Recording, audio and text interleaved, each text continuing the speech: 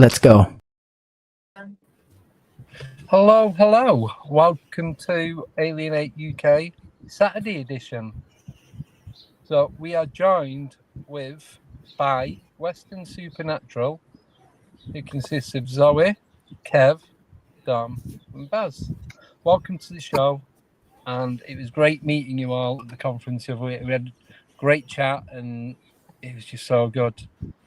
And it was just, I think I spoke to Kev and Baz really more than Dom and Zoe, but we had a really good chat on theories and like their perspective of like going out ghosting and what ghosts are, what spirits are, and the old time slip and all that kind of stuff. But I want you guys to share like what you do, how you do it, the equipment you use, because you go all over the place, don't you? You go everywhere. Yeah, we certainly do. So I know you was you up in Scotland this week or last week at Greyfriars?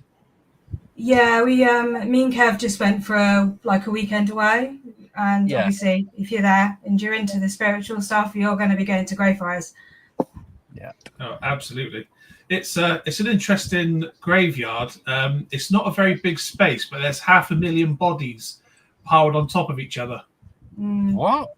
Yeah, they literally said it's, when they died, they just carted the body up there, chucked it on a pile, put a bit of dirt on it, waited for the next one, and they said it started off as a crater and turned into a mound.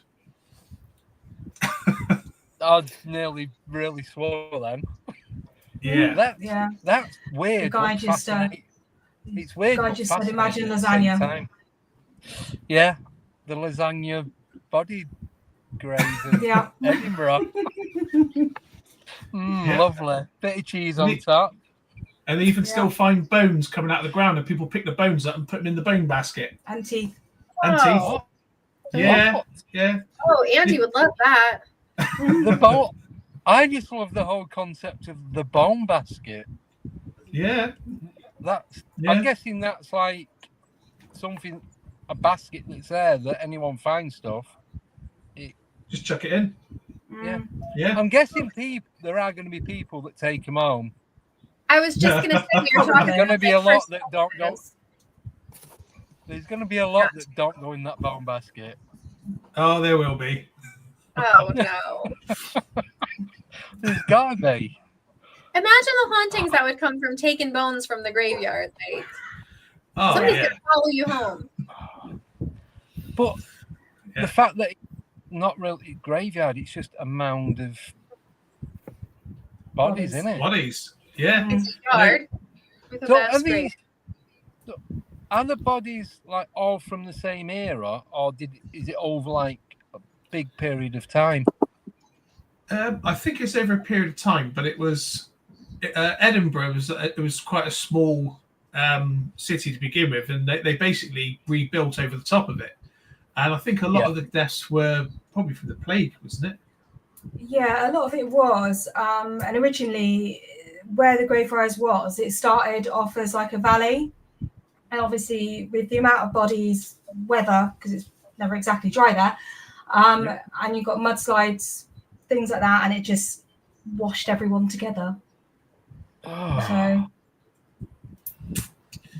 now I need to go there now, even though it's like a bit sick and twisted. It's like it's definitely, excuse the pun, but a bucket list place, isn't it? Really. It was a great place just to be in. I mean, spiritual or not, especially if you're a Harry Potter fan, for instance, because that's where he said she wrote a lot of the stuff and got the ideas for some of the names. But yeah, I mean, just the atmosphere of it was really quite dark, to be honest. There's one part of the cemetery that originally was used as like a prison. And they keep it locked now because the tour guide told us there was so many paranormal attacks on people that they had to lock it up. Oh wow. Yeah. So I mean, when I left, I ended up with massive scratches down my neck. Yes. So, I've seen the photos of that. Yeah. Because didn't you say, if I remember rightly, you felt something at the time, but nothing. And then was it when you woke up the next morning you noticed that they were there? Is that right? It was when we were walking around. My neck hurt like a bit odd, and I You said did you're say, getting like a burning sensation. Yeah. almost like a hot. Yeah. And I said to Kevin, I was like, "Oh, is there anything on my neck?" And he couldn't see anything. Then when the tour had finished, we were outside, out on the road, just waiting for our lift back. And I literally went like that, felt some bumps on my neck, asked Kev to have another look, and there was these just massive scratches. Oh. And there was 3. I don't know. It was 4. You had 3 sort of coming down, then you had 1, but then you had another on that side. Yeah. So it was 5 in total. Generally, scratches are usually 3. But this was 3 there, an extra 1. You could clearly see 3 down one side. Then a line went sort of through it, and then there was 1 on the other side. So it was interesting, wasn't it? Would you go back? Definitely. I'd camp over if they'd let me. Baz and Zoe, would you go or have you been? Oh, I definitely absolutely. I'd love to go. Yeah. I did about 5 minutes in Edinburgh, but I do need to go back. Wow. Yeah, do a team investigation if we could. Yeah, I'd love to. Yeah. So because of how far you are from there, you'd have to do like a weekend, won't you? Because you're right down south. Yeah, but it's not bad though. Yeah, I mean the flights is 40 quid return, so it's absolutely it's peanuts to get out there. I never think about flying like that. I just it's going to take me 8 hours driving. I need to set off. Yeah. And their taxi system is amazing. They've got Ubers everywhere. And when you go into the Uber app, they're always about 2 minutes away, even on a Saturday night. So you can always get a taxi. Yeah. Yeah. But listen, so you was in Edinburgh, weren't you? Yeah. Yeah. Can I quickly tell you about what I believe was a time slip the last time I was in Edinburgh? Yeah. Oh, definitely. So I'll keep it as quick and simple as I can. I promise. So I used to work for a company. We used to install photocopiers. So we used to go all around the country. So we was based in Bedford. So if we was going anywhere far, we'd stay over in the hotel for the night. So I was at the Premier Inn opposite Edinburgh train station. You know where the new bit of the town is? Yeah. I don't know. It's literally right opposite where the train station is. So we come out of there and there's a pizza place like 2 doors down and like a late shop. So we gone in there to get some cans of drink and that, to take up to the room, me and my mate Jack. Anyway, this woman pulled up at the car at the side of us. And we thought she was taking the piss at first. Because she goes, can you tell me how to get back? I'm not going to say the name of the place yet. Some people will know. And we looked at each other, looked at her, and like, are you having a laugh? She goes, I've just dropped my son and daughter-in-law off at the theatre. Can you guys still hear me? Mm-hmm. Yeah. All right, it just froze then. It had something pop up. He goes, I've just dropped my son and daughter-in-law off at the theatre. I've got to pick him back up at like 8:30. Leeds. So she dropped him off about 7 o'clock in Leeds, right? No, 6:30 it was. She dropped him off about 6:30. She was in Edinburgh about 7:30, 7:45, and had to get back for 8:30. How the hell did she get from the centre of Leeds to Edinburgh in less than an hour and a half? That's impossible. And I'm like, Jack went, he looked at her and went, he stuck his head in the window and went, you know you're in Scotland, don't you? And she went, what? Well, you can't miss the giant Scottish flag that's about 10 foot square. It says welcome to Scotland on every road into Scotland from England. There's one on every single road. And she's like, oh, well, I don't know how I got here. And they were like, crazy. We looked on Google. It's like, it's going to take you at least 3 hours to get back. You're not getting back before midnight. Well, it'd take an hour and a half just to get back to the border. Exactly. You saw Lockerbie, Gretna Green. That's from Edinburgh. It's at least an hour. Yeah. and then you've got to go all the way through the Yorkshire Dales and down and across and 60, and then get across to Leeds from there. That's crazy. That's madness. I know. So, and I reckon that is the cause of a lot of people's disappearances. There's I can't remember exactly what it was, but there was a kid in Bristol disappeared. I think it was around Christmas, wasn't it? I think someone said there was a video footage of him walking under the bridge, and then he just disappeared into thin air. No one knows where he is. Oh. Yeah, I reckon. And there's so many stories. Like in America, there was, I think it was in the 60s, and there was a couple was driving through a long tunnel in a convertible car, and then all of a sudden the lights went out, the lights came back on, and the woman was sat in the car. Her husband, who was driving, had disappeared, and his seatbelt was still done up. That's Wow. weird. Well, Do you use time slips versus like an abduction or something like that? Well, I reckon a time slips, they just go into a different realm, don't they? Something's got to happen. But the thing with this woman, she was all like office type. She seemed genuine. Didn't seem like she was lying. Well spoken, and she was quite shocked as to where she was and how long it was going to take to get back. God, what if she did get back? I don't know. But see, I'm cynic because I would immediately think she was on drugs. She was put out. Yeah, that would be my first thought. Well, it's like the gentleman that we met. Sorry, go on. Sorry, Zoe. It's like the gentleman that we met down at the battlefield, though, isn't it, Kev and Don? Oh, because he literally just disappeared off the side of the road, and you weren't more than 30 seconds behind him. Exactly. I reckon he was probably a ghost or something to do with that battlefield, because he knew so much information, and his name was Hamish, which, I mean, no one's probably used that name in the last 50, 60 years at least. To be fair, I did go to school with someone called Hamish.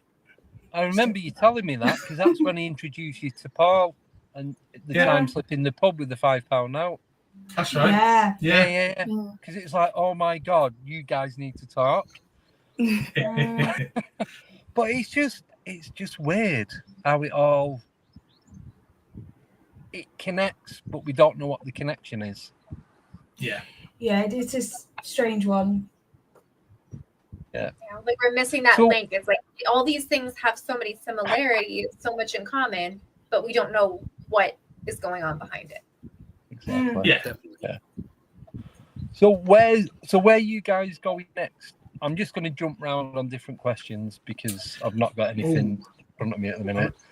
Where's your next location? Can you tell us? I don't know if we're actually allowed to answer, because we're doing some stuff with Daniel from the convention, Daniel Lee Barnett. So he's asked us to do some bits and bobs. So I don't know if we're allowed to chat about it yet or not. Because it's being recorded. I'd say no. You have to pull an Andy and tell everybody as much information as possible without actually saying. I was going to say, do what I do. Tell everyone without telling anyone.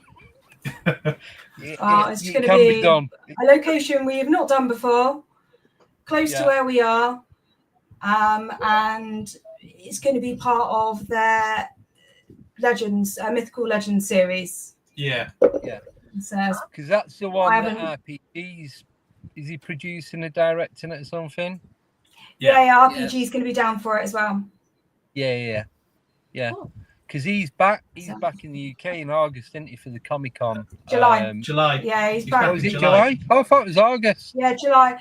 He's down in July for filming, and then he's at the Comic-Con in August.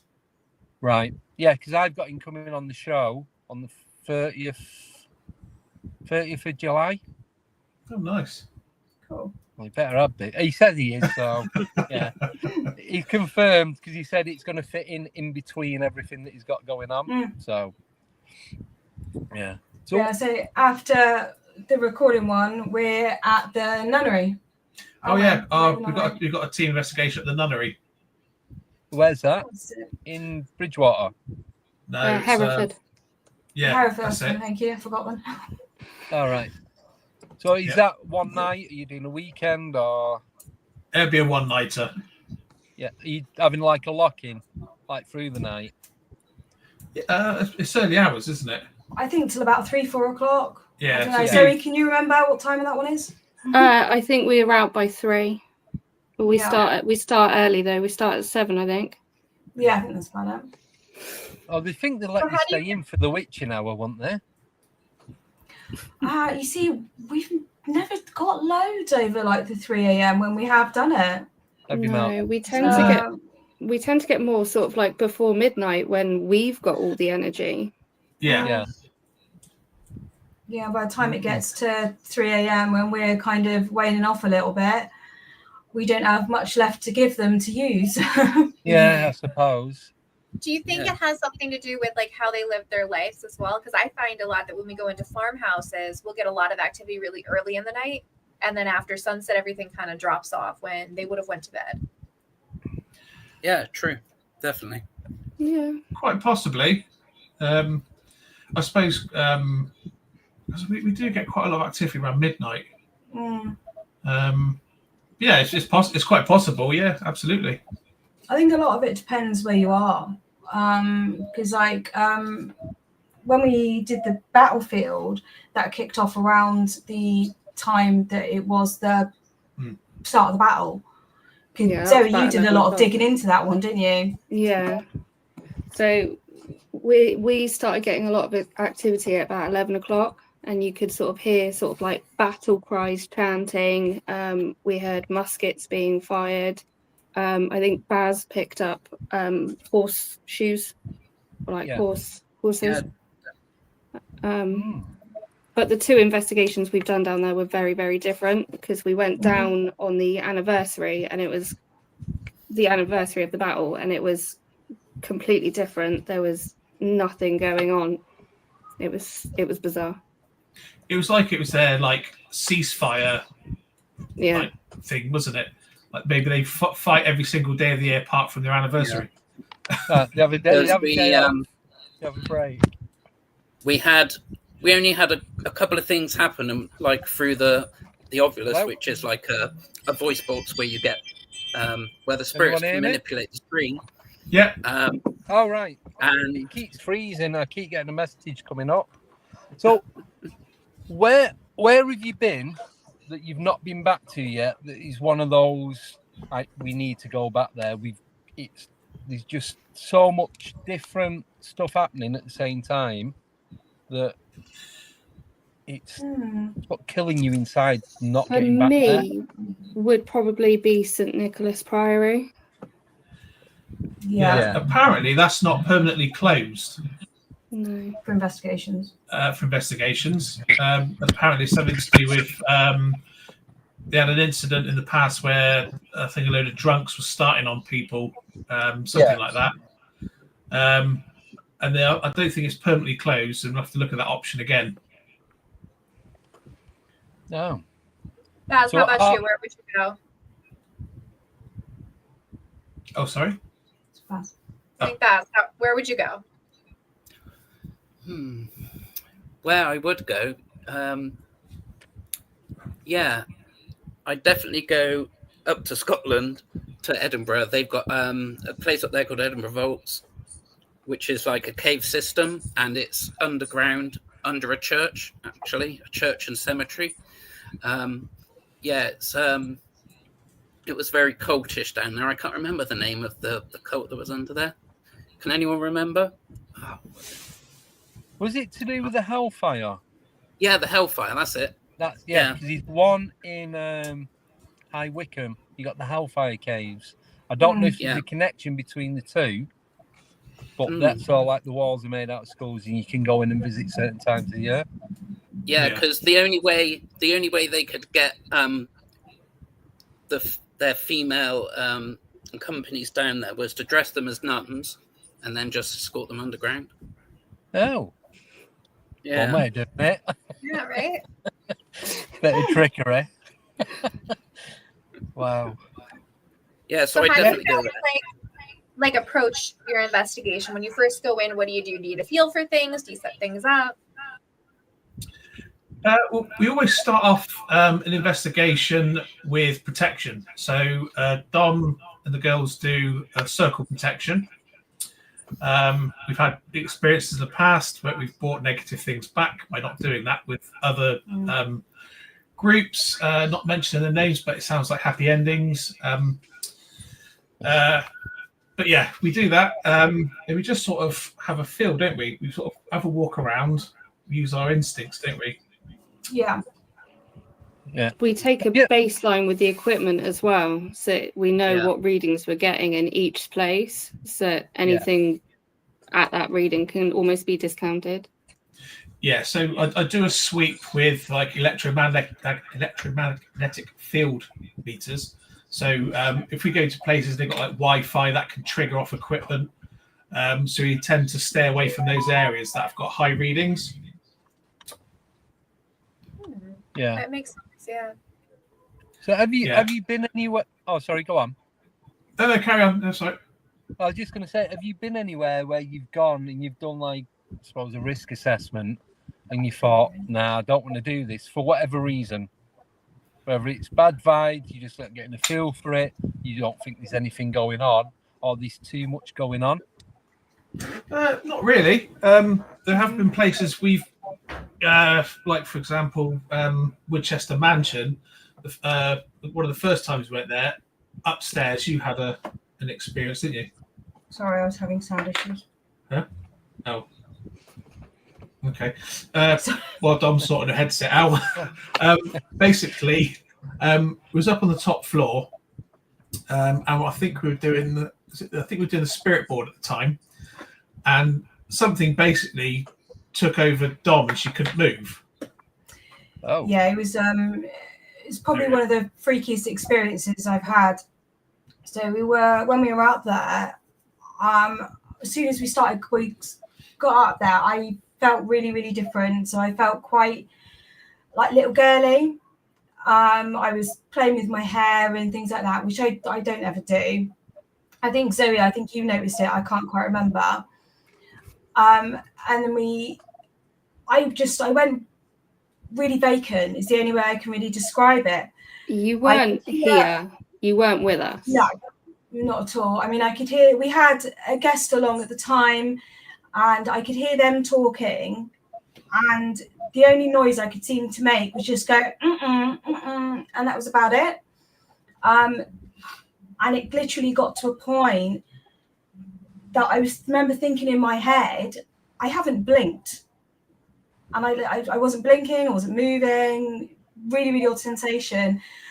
And it wasn't until Kev walked past me and I was able to make some sort of physical connection that it kind of grounded me back in. And I felt control of my body again. Yeah. So do you feel it was a possession of some sort? I don't know if it's exactly a possession, but it was almost like I was just booted to the back of my head, and I'm not even going to say human spirit because it really wasn't. Yeah. Had just like sectioned me off, if you like, and was just like looking through me. So, I mean, I don't know if that would class as possession or what, but it was something I don't want to have experienced again. Yeah, I suppose people call it a walk-in, where something enters your body and kind of like uses you as a conduit to see what's going on. Yeah. I mean, we've done, in a couple of our investigations, we've had like proper physical mediumship happen, where we've actually used a person, I've done it a couple of times, where we can There's a sound gone funny there. Questions. No, we can still hear you. Yeah, still hear you. Yeah. So we've done the sound's gone off, hasn't it? That side of it. No, it's but this didn't feel like that at all. This literally felt like it was someone or something trying to get a ground in or influence. I don't even know how to explain it. Yeah. So what did you feel like after that? Were you like drained? Did you feel like leaving? Did you stay? We stayed afterwards. So the other I'm a witch anyway, and the other two other of our team members that the three of us, we form a small coven. So what we did is we left that floor, went downstairs, and kind of did like a block, if you like, on that floor, and just made it keep away. Yeah. So any. Andy, you're coming in. I think you've lost you a little bit. In the meantime, we have a question from Sober Carper. What equipment do you bring on do you rate on an investigation, and what do you avoid? We've actually got some bits down here to show you. I'll definitely 2 pass seconds. that one to the boys. Well, actually, do you want to start off with your board? That's one Oh, of my our most board. common ones, isn't it? Where's my board? God, turn things on. Moving. All right. So one of my favourites, and I will pass on to Zoe actually after this before we get to the techie bits, because I know one of your other favourites, Zoe, is my board. My lovely spirit board or Ouija board, talking board, lots and lots of different names for it. It's got a definite bad rap through films and things like that. It was marketed at one point by Hasbro as one of the most popular children's games. They still own the rights. They just still own the rights. So, but it's a fantastic tool. You know, we've had some great experience with it. We've had some great connections. I mean, Zoe, that's what really turned you into a full believer, didn't it? Yeah, it was. Sorry, I was just texting my child to see if she can bring my phone charger up. The spirit board was it was one of the first times I'd used it, and honestly, it just I joined an investigation with these guys kind of on the fence, like there's got to be something else, but I didn't really know what. And I went on this investigation to was it the Blake Hay? Yeah. Yes. Yeah. And we're doing boards in one of the dance rooms, and I had the initials GWC come up, which is my grandfather's initials. And then I've asked a question that nobody else in that room could have known, and it was, what was the number on the back of my training jersey? Because none of them would have known that, and it went straight to number 8. And I was like, oh my God, that is actually my granddad. Wow. I think that made you quite emotional, that one, didn't it? Oh yeah, floods of tears. It just all came out. There was snot and everything. It was not pretty at all. So yeah, I mean, the spirit board it's a great piece of equipment, providing it's used properly. It's opened, it's closed, and it's done by people with experience. The times where it can get dangerous is when you do get people messing around with it. So like a lot of kids, teenagers, things like that, they think it's a good laugh when really it's not. You are poking at things that if you don't understand them, it can be dangerous. But like anything, you use it properly, it's fantastic. Well, we had a perfect example on that on the back of that is we did an investigation. I can't say where, but one of the guys was all laughing and joking. That monkey's freezing. Sorry. That's right. He was laughing and joking, making a bit of an arse, and then all of a sudden, he was listening. He heard some names come up on the board. He sort of got a bit curious, came over and stood there. And then he asked a question, and I think he was talking to one of his soldiers that got killed in Afghanistan, one of his friends, and he asked him a question that no one else would know the answer to. And I think he was so shocked by the response, he actually came and apologized afterwards. He said, "I'm sorry for messing around. This has really got to me." Wow. It's great when people have those personal experiences that kind of validates things for them. Oh, absolutely. And it's great for us as well, because we don't know half the information from these people who are asking the questions. And for us to get it right would be like winning the lottery, especially if it's like a soldier's serial number or something like that. So I mean, they're great things. I mean, before we do chat about like any of the techie stuff, I think Zoe should turn the camera off. She's doing something. But I know one of Zoe's favourite bits of equipment is the divining rods. Oh yeah, we've got any, have we? No, we haven't got a set down here with us. Zoe, do you have yours to hand? No, they're downstairs. That's right. Sorry. But I don't know. Did you want to have a quick chat about those? The divining rods. Mm. Yeah. They're really. 2 seconds. I'll go and get them. I know exactly where they are. All right. Well, do you want to talk about something else while Zoe does that? Well, if I pass it on to one of you boys. Yeah. Have you got? Right. So I'll let Baz explain this one. This is one of Baz's latest toys, and I'm sure people have seen it on the TV. But we have here the Ovilus. What it does is it actually, Baz, this is your baby. You take it on. So that's the 5th version of the Ovilus. There's been 5, obviously. That's the Ovilus 5. It's filled with, I think, 500 words, and the spirits can talk to you, and they can manipulate the antennas on top with the electromagnetism, and they can manipulate it, and they can choose the words to put up on screen. And it's been very good. We've had some really good responses from it, and it's we used it on our investigation at Woodchester Mansion not too long ago, which was part of the video full of evidence we did at the cryptid convention. It was in our presentation video where I was down there earlier in the evening, and we only had one word come up on it, which was poltergeist. And the energy felt really, really intense down there. But so I left the area, and then the guys said they were going to go and do some table tipping down in the cellar. So I followed them, and we used the Ovilus again. And during the table tipping, the table went absolutely crazy. And only one word came up again, which was the same word, poltergeist, which was absolutely crazy. In the middle of this table being, just tipping and going crazy, and basically it was walking us up the corridor and trying to go up steps. It was absolutely crazy. But yeah, it's such a really good piece of equipment, especially when it validates things like that. Yeah. Yeah.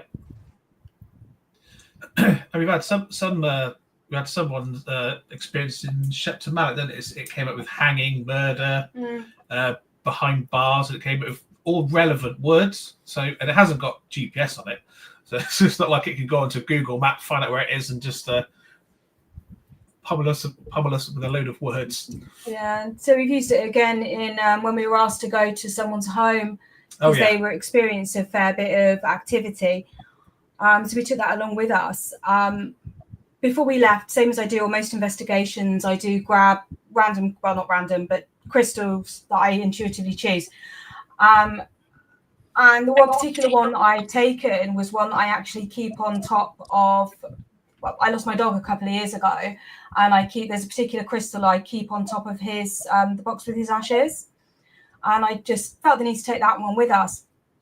And while we were there, it on the Ovilus, it come up with, I think it was like September, dog, and a couple of other words that were relevant, and and 13. So at the time, it's the age of my daughter's birth month, and the fact that I'd taken this crystal off my dog's ashes. And then when we were using the spirit box a little bit later on, we actually had a dog bark, so which isn't obviously relevant to that home, but it shows how good the Ovilus can come with and say that, we are with you. Yeah. This is a great bit of equipment, but I think Zoe might have found her rods there. For the first time ever, I knew exactly where these were. These always disappear when I need them. But they are just a really basic bit of kit. Like, these are free flowing, so they're really quite, I can't manipulate them. Yeah. Because that barrel twists, but this is independent, so I can't manipulate it by moving it. these are actually still used by the water board to find water, but they work on our energy. Like you can sort of ask some basic yes no questions, and it will give you what your yes is or what your no is. You can use them to find things as well. So quite often, like they've followed Kev around the room because they've picked up on Kev's energy. So I've said, "Where's Kev?" And it will literally they're pointing to where Kev is now on the screen. That's pretty cool. Do you find that they are so precise? Once you tune in with them and you start using them, it does literally everything you ask. Yeah, so I found my car keys with these the other day. Yeah. You need a spare set to find those when you forget where you put them. Yeah. But also, so quite often, if Dom and I are on investigation together, so I can ask a question and Dom's rods will answer, and vice versa. Like Dom can ask a question and mine will answer. Yeah. So it's not only that we're tuned into our own rods, we're also tuned into each other as well. Yeah.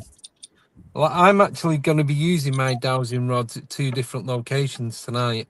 One's inside and one's outside. So I'll let you all know how I get on. They've not let me down yet. I've not used them enough, but the places where I have used them, it's like absolutely bang on. But do you find that when you're using them and you're getting that energy, that you and the energy becomes one? You're all part of the same thing. Do you get that sensation? So that is kind of part of our opening, isn't it, really? When we do our opening protection circle, we do sort of all share energy at once, don't we? Mm-hmm.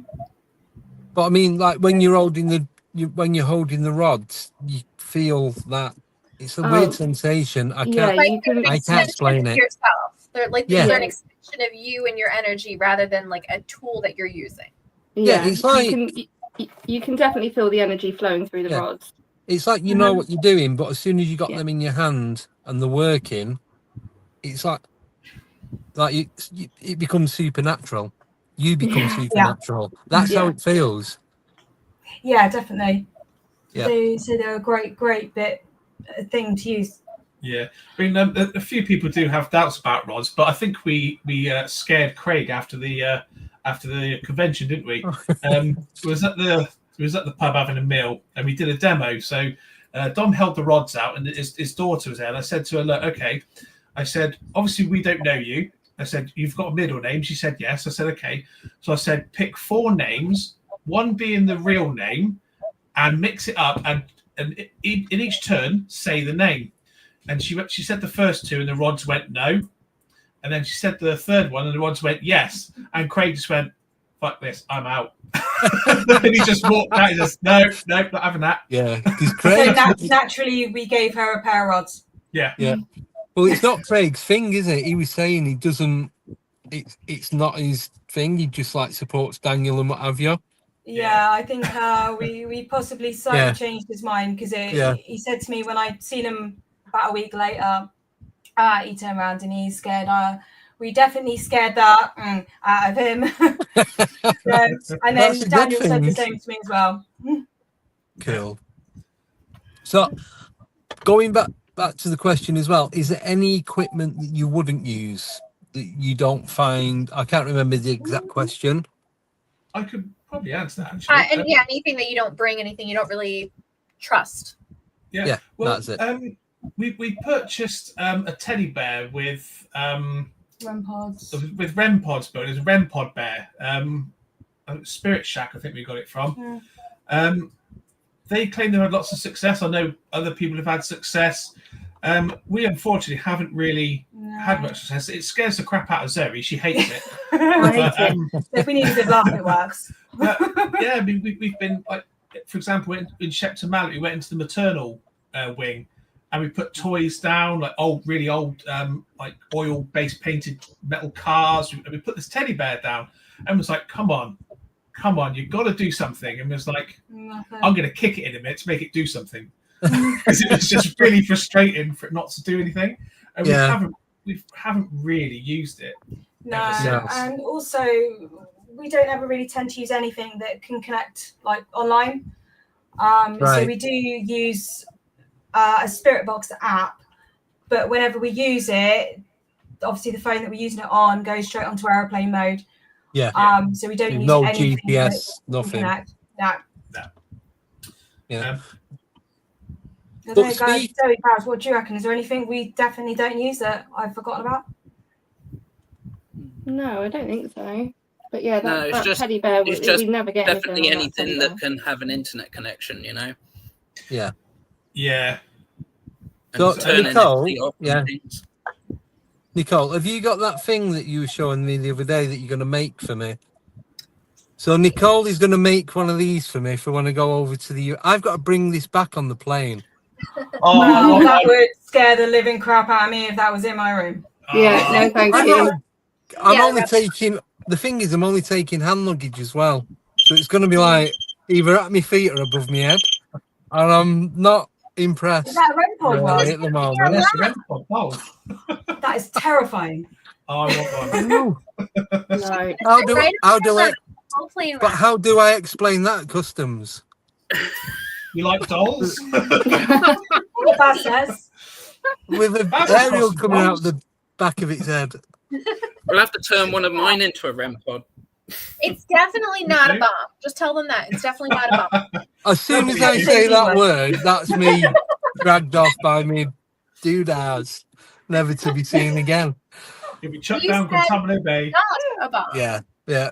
Be there for quite a few years before they release me. Right.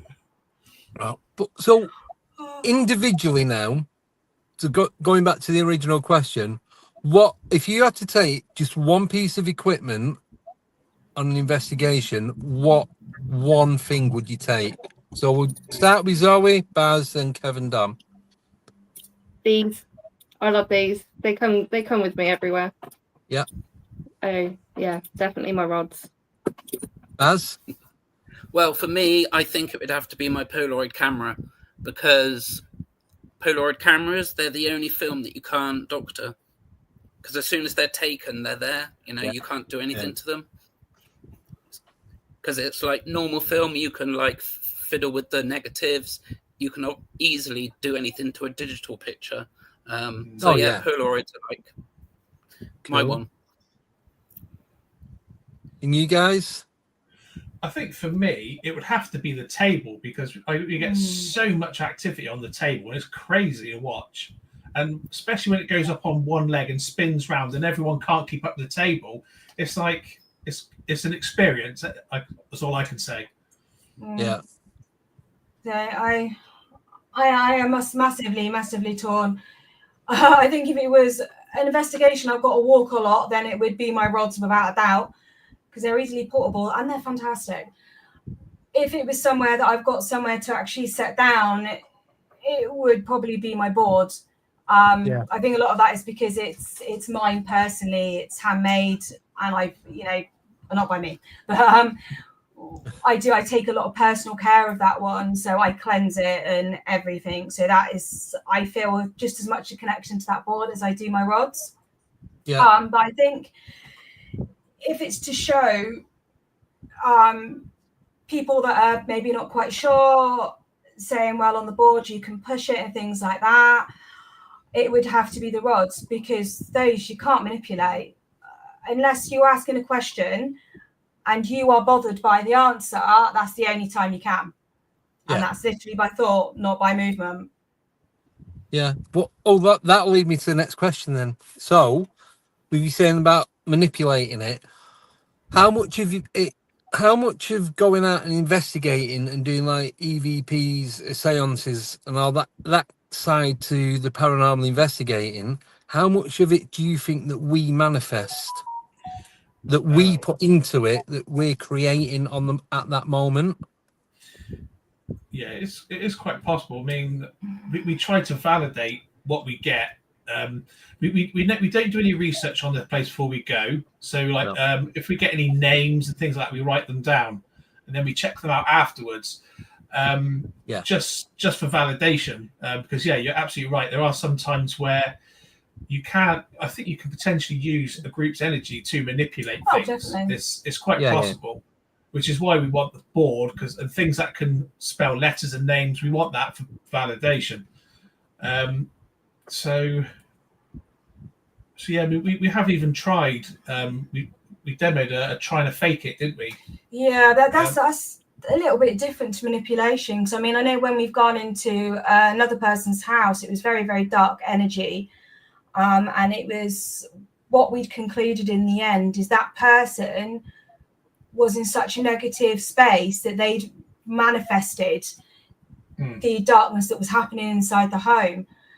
So it's like, if when we do an investigation, we do try and make sure we meet up before as a team, we have good fun, we're in good moods. Yeah. Because if you do turn up and you are in a bad mood, you are going to attract bad, or you are going to well, obviously I'm not saying that for definite, but you are going to manifest that dark energy around you.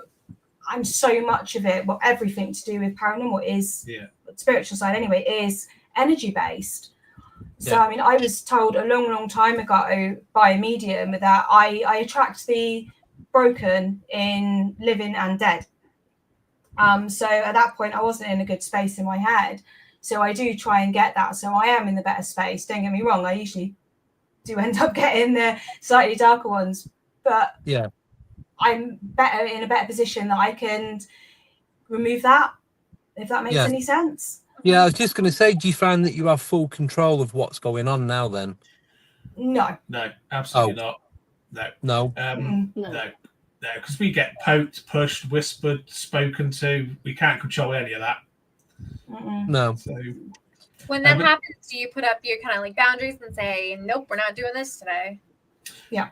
Sometimes I don't really. It depends how we all feel. If we feel it's negative. Yeah, so I mean, as Zoe was saying earlier, we do, or someone was saying, we do always do our protection circle.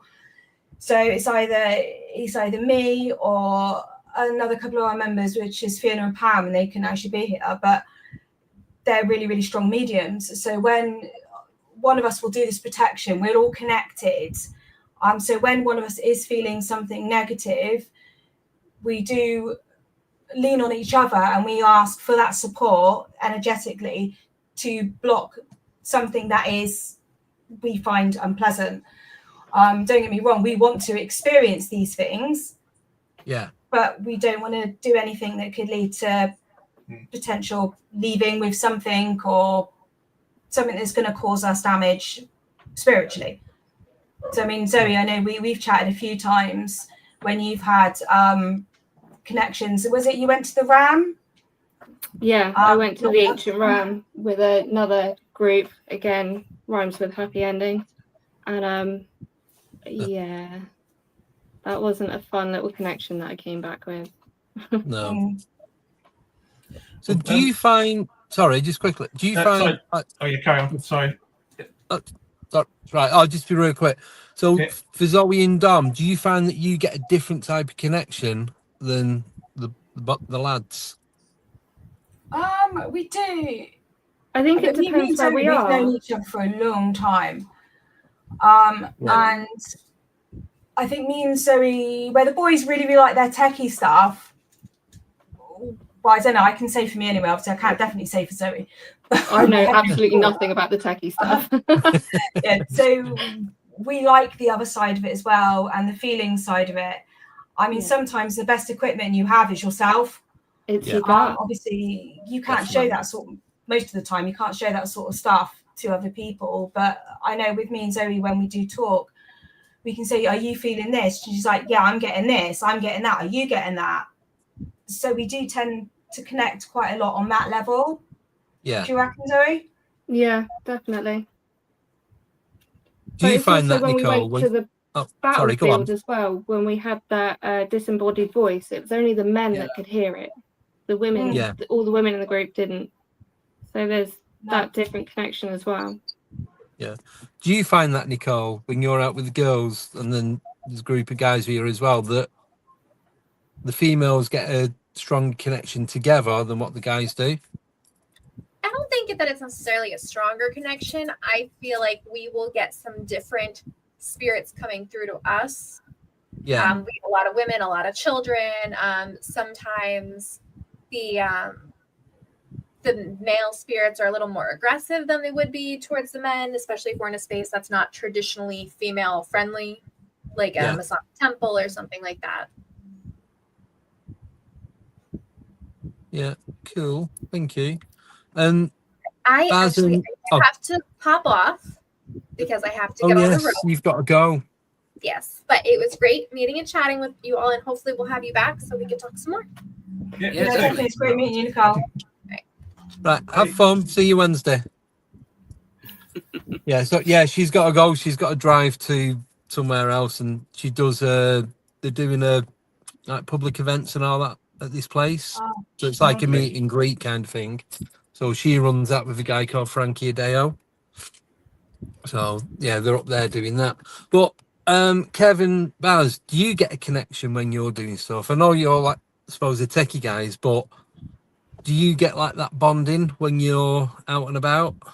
Yeah, I think we do. A couple of times now, like me and Kev and someone else in the group called Alan, who's not here today. A couple of investigations we've been on where we've had disembodied voices. It's like those voices were tuned for us, because on both experiences we had, none of the females in the group heard the disembodied voices. It was just the guys that heard it. And sometimes I think that spirits could be like connected more to a male or a female, sometimes when it comes to that, because the first time was at the battlefield, which was obviously soldiers who were men shouting out orders and so on. So I thought that perhaps maybe that's why we heard it and the women didn't. Yeah. There was also another time when we went to the Skirrid Inn, and we heard a whisper. Well, first of all, there was it sounded like a woman crying, and then there was a whisper, and it said a baby. Now I think it was the women heard a man, and the men heard a woman's voice. Mm-hmm. Oh, yeah, that was a very interesting one. So when you play it back, we still hear what we heard on the day. Yeah, it's strange. Yeah, I mean, you guys have an actual connection when you're out sometimes as well, don't you? Yeah. So like a connection between each other. Yeah, but I also find if I'm too concentrated on filming, I'm like too focused on what I'm doing. I don't actually open out, which is why on quite a few investigations now, I do a little bit of filming and then I sit back and actually join in and do the stuff. Right. Yeah. Cool. So we've got one more question for you. I'm going to do it now because I'm having to use my phone because the iPad's just not connecting to anything. So I'm just going to ask you this one. It's from Pi. Has anyone from WMP been to Dead Woman's Ditch on Quantox? The spirit there shouts and swears at you. So I actually live 10 minutes down the road from Dead Woman's Ditch. It's a place where I am tolerated during the day and I am not welcome at night. Oh. I can walk through those woods, my heckles go up, I get goosebumps, and there is something in my ear saying leave. But at night I cannot get into the woods. Yeah, but we definitely want to go there as a team, though. We do want to go there because I need to see if Dom gets the same stuff, whether it's because we're women or what. But yeah, it's a very, very deep place. Yeah, because the man who did the murder, Mr. Walford, he's a relation or an ancestor of mine, so it'd be good to go down there. Yeah. Oh, so you've not been yet? I haven't been there yet, but it would be nice to have see what happens. Maybe we can get someone who's actually blood related. Yeah. Well, maybe if you and Zoe went together. Yeah. That might, I don't know, spice it up a bit. I don't know. Not in a bad way, but it might give like a positive result to with you going down, obviously with them trying to reject you when you go, if they know that you're friends with Baz and there's that bloodline connection, you might then get accepted. I mean, my dog definitely. won't even go there. I'll get out the car and he'll lie flat to the floor and he will not move. Really? So Yeah. Yeah. If the saying that dog's though, not going, Baz get I'm not kicked out going. because if it was his relation that did the murder, then whoever's there might not like him. Yeah. Well, I feel sorry for his wife, so. So the person that he murdered, have you checked the bloodline of that person to see if there's any relation to any of you guys? Without going too dark and deep about it. Well, she was married to. They were both married, weren't they? So because the guy who did the murder, he was in a relationship and he got one woman pregnant, which is the woman he really loved, but he was married. And then he got her pregnant again, and his mum was looking after the first child, and he got her pregnant again. She said, "No, I'm not having this." So apparently his wife was pregnant, and they were driving in a horse cart on the way home or something, and he bludgeoned her head in with a stone. Oh, lovely. And then they found him in the local pub, like just sitting there having a pint, and he went, "Yeah, I did it." And then obviously they arrested him and he got home, and all that stuff happened to him. I don't know precisely what, and he was stuck in a cage. A Wolfer's Cross, wasn't it? Yeah. Wow. So how long ago was that? Oh, God.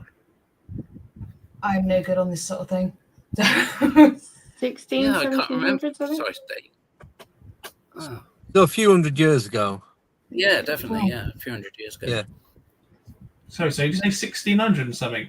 1700s, something like that. Wow. Wow. And It's down my maternal grandfather's line. Yeah. So it's still highly active after that long. Yeah, I mean, well, I think it's a pretty traumatic way to go, isn't it? So yeah, pretty much, yeah.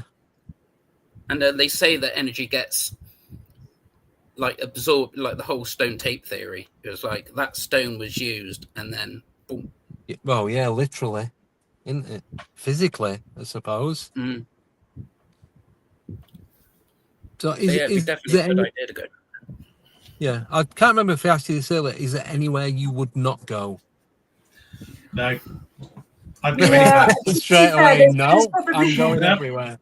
There's certain places for me that I don't think anyone should do any sort of investigation at. You know, obviously you've got like the concentration camps and things like that, and it comes down to a matter of respect. No, I get that. But if it discounting that, then yeah, I'd probably do a lot of places. I'm not particularly comfortable going in churches, and that's no disrespect to anyone that is religious in any way. But I tend to feel very, very sick and get a lot of headaches, and I have to leave them very quickly. No idea why. It's been like that since I was a kid. I'm just not meant to be there. Probably catch on fire. Yeah, so, I just got churches, the Omen in my head. Maybe a little bit. But yeah, churches for me would probably, I'll do outside. I've done cemeteries and things, but inside a church, just for the simple fact of the way I feel, I probably wouldn't go in. No. But otherwise, no. There's nowhere that I would say absolutely not. I'm too worried to go, apart from if it comes down to a respect issue. Yeah. Yeah.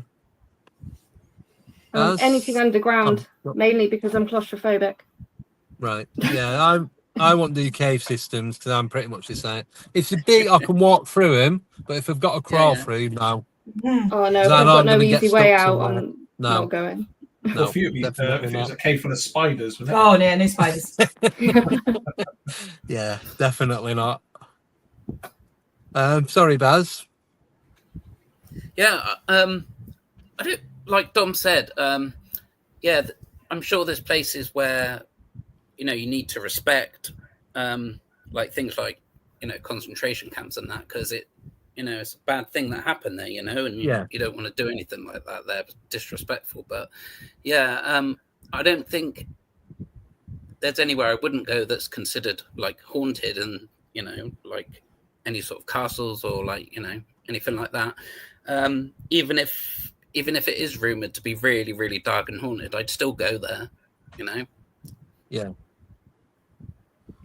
No, I know what you mean. I've not really got anywhere, but it's like Don was saying about churches. When I've gone to church, wedding, funeral, christening, anything like that, I've never felt comfortable in a church. No. It just doesn't feel right. I don't like.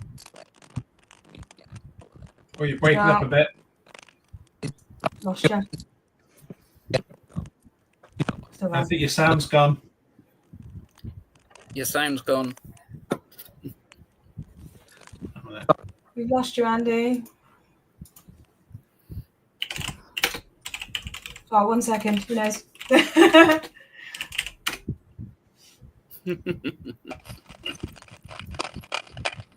Andy's back. Right. There we are. I should be back on this one now. It's twins. Right. How's that? There we are. Yeah, it's good. Yeah, got you back. Right. I've closed it on my phone, but the sound's still coming through on my mobile. Yeah, fair enough. No, I completely shut StreamYard down on my phone. There was nothing on the screen, yet the sound was still coming through on the screen with loads of static. Well, fair enough. Yeah. I shall Spooky. turn that off. Yeah, don't know what that was about. Sorry about that. But yeah, I just don't feel comfortable in a church. Never have done. No. See, the weird thing for me is I can do cathedrals It's and just stuff. not my thing, and I'm not yeah. religious either. It's just like I said, nothing against it. Each to their own, but it's just not something that I've ever been into. Yeah. No. So where on if you had, I don't know if you've got a bucket list, but where would be the number one place out of anywhere, regardless of where it is, money not an issue, travel and all that? Where's the one place right at the top of that list that you'd want to go to? For me, it's New Orleans.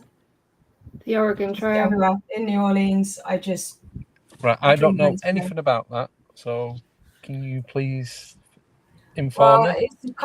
it's a kind of a I've double not one even heard for of it me. before. New Orleans is just the state, city. There's the state. It's supposed to be the most haunted state in Can the you hear me? US. Yeah, we can hear. Yeah, can you hear us? Oh, I think he's gone again. Did you get what I just said then, or did nothing come through? No, nothing came it through. went.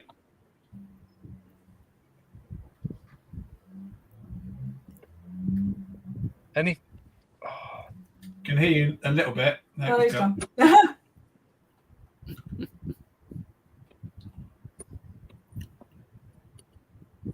He's back.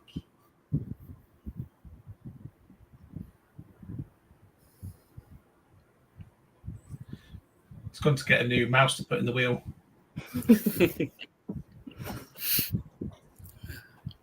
Yeah, either that or he's just not paid his bill. Can you hear me? Yeah, I can hear you. I can't see you. Right. Oh, So there he I is. asked, There we are. yeah. So I don't know what is going on with this today. So the Oregon Trail, what is that? Because I've never heard of it, or I don't know anything about it. So the Don't know The Oregon Trail is it was a pilgrimage. They all came from the boats and they went to Oregon for a better life. However, it's so old. There would have been hundreds of thousands of people flocking on this trail. You can still see in some of the remotest parts there are still sort of makeshift graveyards along the way. Yeah. But it would have been Irish, Scottish, English, all on this trail trying to find the American dream. So to go there and try and pick up on some of those stories would just be, it'd be intense and emotional. Yeah. I think for me it would be So, Gettysburg or Winchester Mansion. That's where he's going. He's going to Gettysburg. No, I'm coming back. Right, is that any better? Yeah, we still got it. We didn't lose you that time. Yep. There. There we are. There we go. Oh, I don't know what is going on, but just nothing's working today. I do apologise. That's right. I was saying for me, it would be Gettysburg or Winchester Mansion. Ooh, yes. Should come to Gettysburg in 4 weeks. I wish. Come on, come, all of you. Honestly, We'll get there one day. yeah. Certainly will. I'll definitely Yeah. tell you what it's like if we ever get back. Oh yeah. Look forward to it. Yeah. Yeah, no, for me, it's definitely say New Orleans.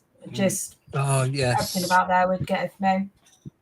So I've you got, big on vampires and the I Immortals? can't deny the vampires. So for me, it's a lot to do with the witchcraft, but also with the voodoo. Because on my mother's side, I do have a history there. Yeah.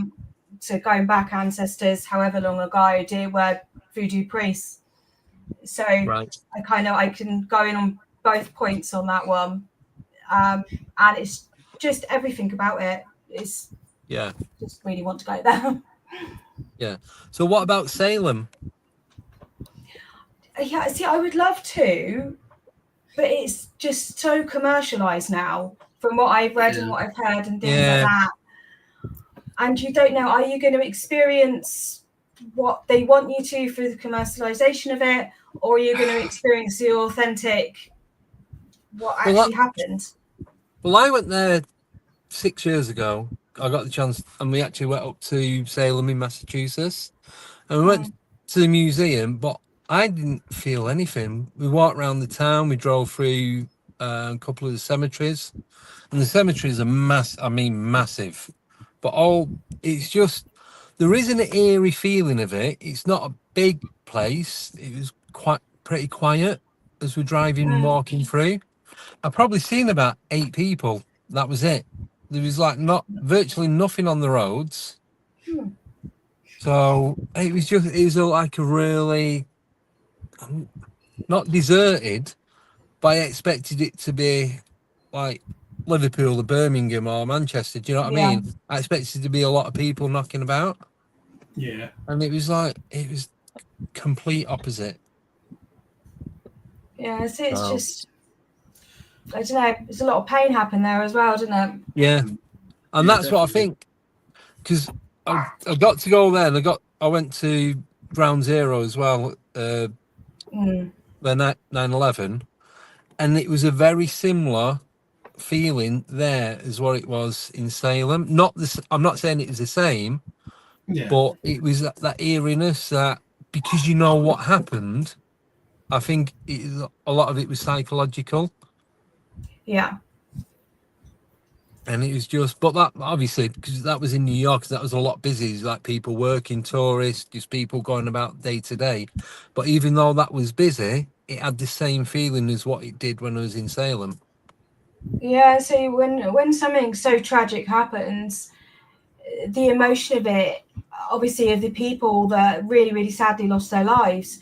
Yeah. But everything else surrounding it, particularly with something like Ground Zero, where it was broadcast worldwide, the pain of that and the emotion tied to it, that will probably last forever. Yeah. And that won't go away. No, totally agree on that. It kind of makes, I got the same sort of feeling why I wouldn't want to do 30 East Drive. Because people have told me that the caretakers live next door and they bang on the walls and make noises, and I really wanted to do it, but it's put me off big time. Well, I know people that have done it and they've had stuff, family members, good friends, and all that, and they've said, some have said it was amazing, some have said it was the biggest waste of money they've ever had. But there's a woman, I'm not going to say her name, she comes in the chat, she's not been in for a while, but I know she still watches. She knew the woman, or knows the woman that lives next door. And this woman openly admitted that she would create noise to make things happen, so to speak. Yeah. It's a shame, really. And you're paying, I think it's like £300 a night. It's not cheap. I think it's about 350 to 400. I think they quoted us. Yeah. I know they do deals if you want to do a weekend and that. because I know a couple of groups that have done it.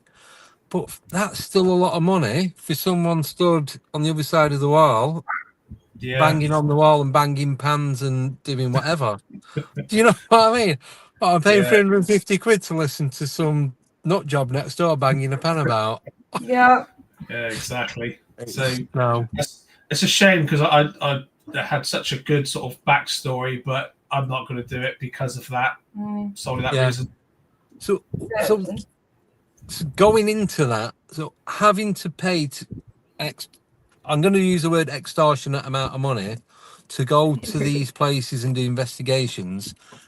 Do you think people are doing it just to make money, or do you think they're doing it to make money and then I know some places do it to put the money back into it and keep it restored and keep it up and running? I get both sides of it, but what's your personal take on it at this moment? I think like we've been to some places where it's like 300 odd quid, which is fine, absolutely perfect. It'd be between 10 of us is 30 quid in it. So some places, hang on a minute, paranormal people have got interest. Let's hype up our prices. And that is greed. And some of the places, we're not talking a couple of £100. Some of them have doubled or even trebled what they're asking. And I think it's disgusting because like we're hobbyists. We don't make any money at all on this. We split the venue cost between the people going plus the insurance. And that's how we do our prices. But sometimes the average investigation is now hitting 50 to 55 quid and we need like 15 to 20 people. It's getting stupid. So it's sad, really. Sorry, go on, Zoe. See, I think these venues would have started with like doing the higher cost and then putting it back into their venue. But at the moment, the kind of paranormal ghost investigation, it used to be a niche, but now it's kind of exploded. Yeah. Like everybody wants to go on a ghost hunt, everybody wants to do this. And now some venues will prey on that because it's gone from being a niche and hobbyists doing it to it's now becoming quite a big market. Yeah, it's like an experience there, isn't it? Yeah. Yeah. Sorry, Kev. I was going to say, we've heard rumours of some companies actually planting stuff because they want to give people an experience what they pay for. For me, if we can go to investigation, get absolutely nothing. I'd rather do that than someone putting a bit of fishing wire and dangling faking it. Exactly, it's ridiculous. Yeah, I'd rather go out, do 2-3 hour stream, get absolutely nothing, just to prove that you don't always get something when you go out on an investigation. Yeah, and it's like all those programs, isn't it? They magically get everything when they're there. Yeah. Well, the thing is with them though, if you speak to people that work on the shows and that, and they make it look like it's done in one night, and sometimes they're there for 3 or 4 days, and they edit it to make it look like they've only been there for like an hour, but they spent a week there or whatever. Do you know what I mean? I did see on Reddit. Now you got to obviously take this with a pinch of salt because I can't confirm it, but there was a guy who claimed to be a cameraman for one of the famous shows in America, and he said on his camera rig he had a button that would emit an EMF pulse. So all their like K2 meters go beep beep beep beep beep beep beep, and they're like, "Oh my god, something's happening!" And I'm like, "Well, yeah." Yeah, and I just like because obviously they say at the beginning of all their shows, this is for entertainment purpose. Yeah. Well, they have to put that's their disclaimer, isn't it? Yeah. But it's like there's a museum near where I live, right? And I contacted them to see if I could do a private investigation. So from 7 p.m. till 1 p.m, it's £450. You get refreshments, and I just picture like a pacing table with cups of weak orange juice and like digestive biscuits or something, and that's all you get. But he says you can have anything from 2 to 40 people go there, right? That's not a bad price. But no. 40 people, it is a big museum. There's like I think there's like a mezzanine flooring, so it's like 2.5 floors, and there's lots of different rooms, and it kind of winds round and all that. But I went there during the day. It's free. I took my K2 meter and my digital recorder, like sneakily, and I went round into each room to see if I could get anything. But I waited until there was nobody else about, only me and the missus, before I did anything. 'Cause I'd say there's probably 15, 20 people there in total. Even when we was on the big, the old style Georgian staircase. Mm. There's you've got the big pictures on the wall opposite and the mirrors and all that. Even when I took some photos and what have you, it is literally what I'd have done if I'd have paid the 450 quid. Didn't get anything as well. It might have been different at night because you get it's different atmosphere in it at night, but then like you say, you don't know if they put anything in there to create something that's not actually going on. Yeah, and I suppose I could be wrong on this, but during the day, spirits, because if there's so many people in a museum, spirits will probably just try to pick on one person. At least if you're on your own at night as a group, all the spirits will come to one place. Yeah. So you've probably got more chance of getting something. Yep. Yeah, definitely. Sorry, I've just got a... It's so difficult to do this on my phone. So the main question is, are you happy to pay to go out on investigation or not? Definitely. Yeah. Definitely. Yeah. To a point. I mean, To a point. I've always wanted to do the SS Great Britain, but not $4,000. I'm not.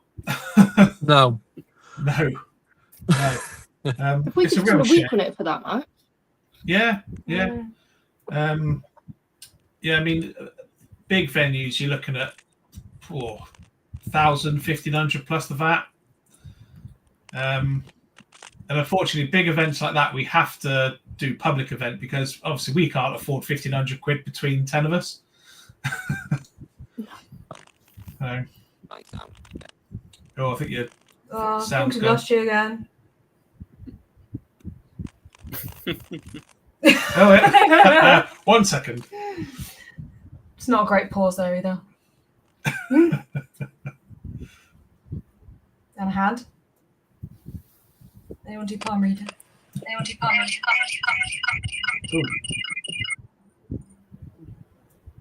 There we go. Is that better? Bit of feedback going on. I know. I don't know. Sounds like our spirit Is box Trying to get a spooky vibe with the reverb. going. I'm just going to show you. It's completely closed on my phone. Can you hear me? We can't see you. Yeah, Yeah, Right. So I'm showing my phone. There is nothing open on my phone. No apps, nothing. we can't see any So you picture. got It's just a black box.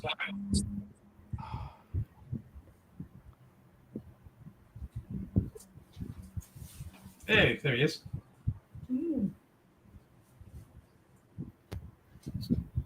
Sort of. Now, how's that? Here we are. So you're on the iPhone, like any phone, you close all the apps. Yeah? Yeah. So everything was closed, yet the sound was still going through on my mobile as though it was still connected, yet everything was shut down. And it's still showing at the bottom of this screen that it's still open on my phone, even It's though gone there's now. nothing there. Random. Bit like when we did Woodchester. If you remember, guys, when we were in there having our little break, the guy that was there, one of their staff members, left his phone in, and all of a sudden it started playing. Was it Queen? Oh yeah. And it was just Yeah. repeating constantly. And It to the wasn't, point, it wasn't even a ringtone. no, we ended up looking at his phone thinking it was a ringtone. So we were going to close it because it was getting a bit irritating. But when he come back, he said he was watching a video beforehand that it had it on, and he'd shut it all down, and it was all closed when he left. His phone was locked and everything. So it's not wrong. Strange. So do you get any weird stuff on your equipment? Do you ever use like two-way radios to contact each other rather than We do, but I find that they can interfere with equipment. Like if you get a K2 and you press the transmit button, like within like half a meter, it will trigger it. Yeah. So we tend not to use them as much. I mean, if we do a public event, like say at a prison, and obviously we're at far into the compound, then absolutely. We'll say like, oh, we're coming back for a break, but we don't. But other than that, we don't tend to use them. No. Didn't we have one of our voices come through, like mimicking? I can't remember. Wasn't that your voice? I don't know what That was was. Shepton, wasn't it? Was that? I don't know. You Not guys sure. go with that one because I can't remember. It's possible. Yeah. No, I'm really asking. You two vocals I think your voice has gone again. on late. You're breaking up again, No. and you're Anything? frozen. Very blurry face. Anything there? You sound very robotic. It can be long. He's gone again. See, technology's wonderful when it works. And I think there was that one at the Bristol courthouse. Yeah, that wasn't through the radio. We just heard that one, didn't we? Oh yeah. Oh yeah. It's when we heard one of the team members shouting up help. So that was an interesting one because that was when you guys were downstairs. Yeah. Yeah, you weren't with us then, were you, Zoe? No, that was No. before me. It was years ago. But Yeah. then we ran downstairs and you guys are absolutely fine and no one had said a word. Yeah. It was one of our old team members shouted help, Mm. and it was like voice manipulation, wasn't it? Mm.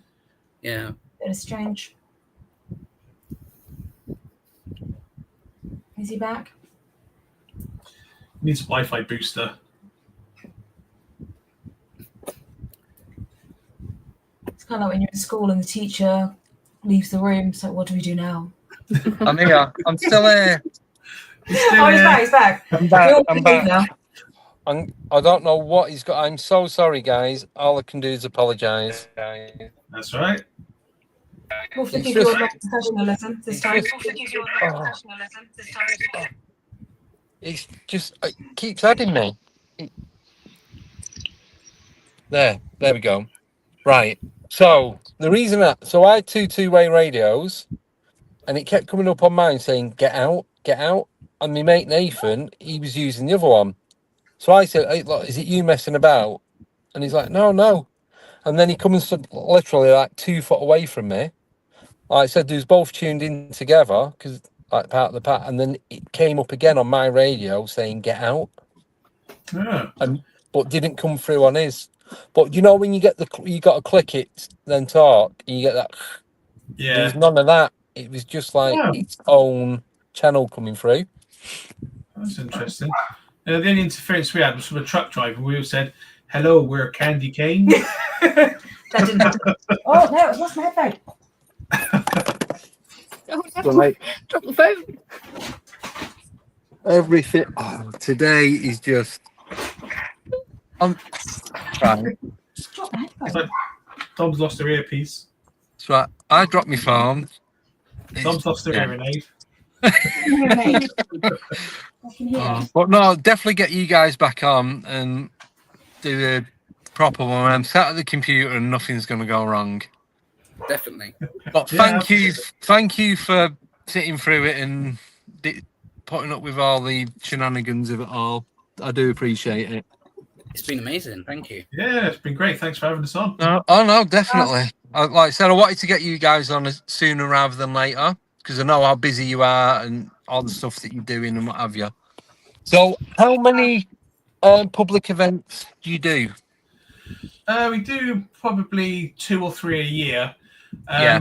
We are actually looking at doing. I keep messing up the name of this place. That castle, Craggy Nos Castle in Wales. Yeah. It's going to be a sleepover. So 2 people sharing a room. Guests are invited. investigation meal, and I think it's going to be about 110, 120 quid a person. Oh, that's not bad. Yeah, so we're sort of negotiating with them at the moment. So it'll probably be maybe early next year. Yeah.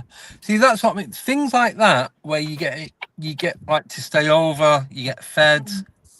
You don't mind paying like that amount of money.